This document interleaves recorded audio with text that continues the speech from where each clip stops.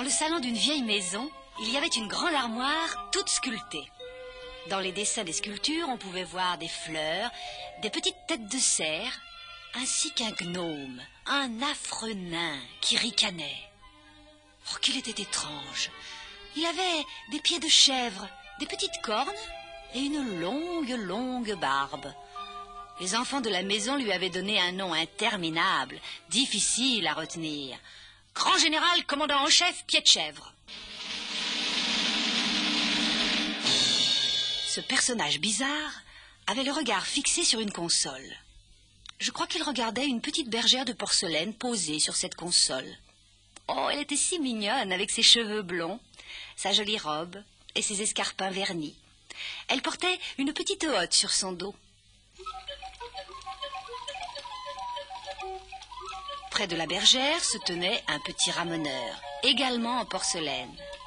En général, un ramoneur a toujours de la suie sur le visage, mais celui-ci avait des joues blanches et roses. Il tenait une petite échelle sous son bras. La bergère et le ramoneur étaient toujours ensemble et s'étaient fiancés.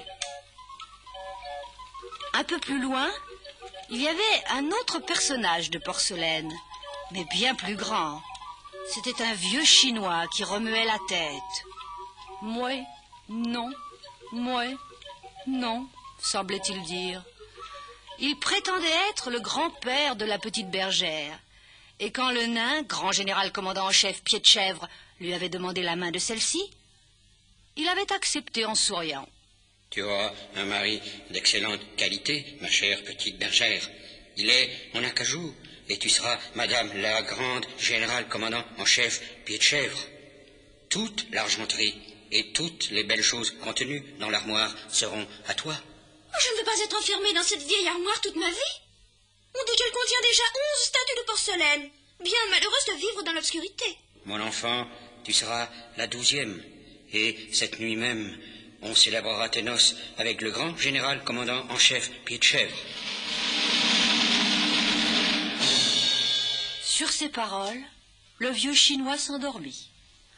La petite bergère se mit à pleurer en regardant son cher ramoneur. Oh, nous ne pouvons plus rester ici. Aide-moi à m'enfuir, je t'en supplie. Ah, tu as raison. Il faut partir. Je peux travailler, je serai capable de te nourrir. Nous allons descendre le long de la console. Oui. Faisons bien attention de ne pas nous casser.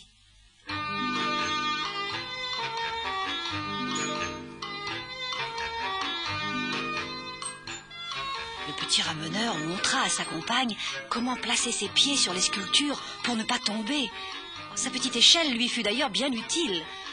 Quand ils arrivèrent sur le parquet, ils s'aperçurent que sur la vieille armoire, les cerfs agitaient leurs cornes et que le grand général commandant en chef, pied de chèvre, sautait et criait. Il se sauve! Il se sauve! La bergère et le ramoneur eurent très peur et se réfugièrent dans un petit meuble. Ils y rencontrèrent des cartes à jouer qui donnaient une représentation. Il y avait là des dames de carreau, de trèfle, de pique et de cœur, accompagnées de leurs valets. La bergère et le ramoneur sortirent du meuble et s'aperçurent que le vieux Chinois était tout à fait réveillé.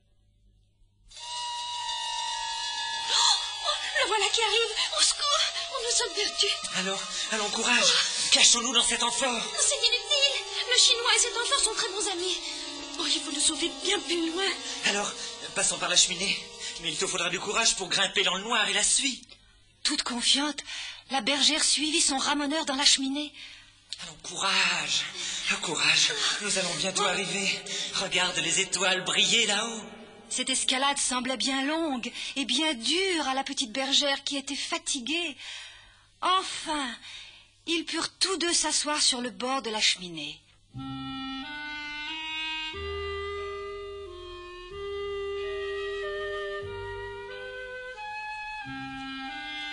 Au-dessus d'eux, ils pouvaient contempler le ciel magnifique. Jamais la bergère n'avait imaginé une telle immensité. Non, c'est trop grand, je ne m'y habituerai pas. J'étais si heureuse sur la console dans la vieille maison. Si tu m'aimes, ramoneur, reconduis-moi bien vite d'où je viens. Mais si nous revenons, ton grand-père voudra te marier avec le grand général commandant en chef, pied de chèvre, que tu détestes tant.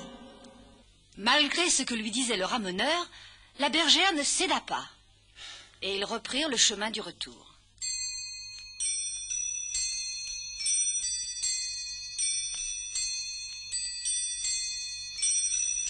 Tout était calme dans le salon.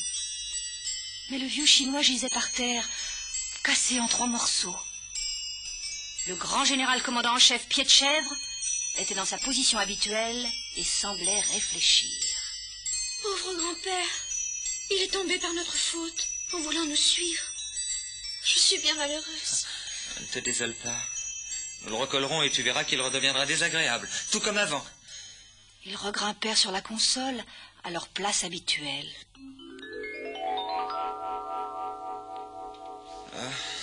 Pourquoi nous sommes-nous donné tant de mal? Tout cela pour revenir au même point. J'aimerais bien que notre grand-père soit recollé, petit ramoneur. Tu me l'as promis. Le vieux Chinois fut enfin recollé, et il était presque comme neuf. Mais il ne pouvait plus remuer la tête, ni pour dire oui, ni pour dire non. Vous avez l'air bien fier depuis votre accident. Vous ne voulez donc plus m'accorder la main de la petite bergère? Le ramoneur et la bergère, qui s'aimaient de plus en plus depuis leur aventure, regardèrent le vieux Chinois, effrayés. Allait-il accepter la demande du grand général commandant en chef, Pied-de-Chèvre? Il en était incapable. Son cou était trop bien collé, et il ne pouvait hocher la tête.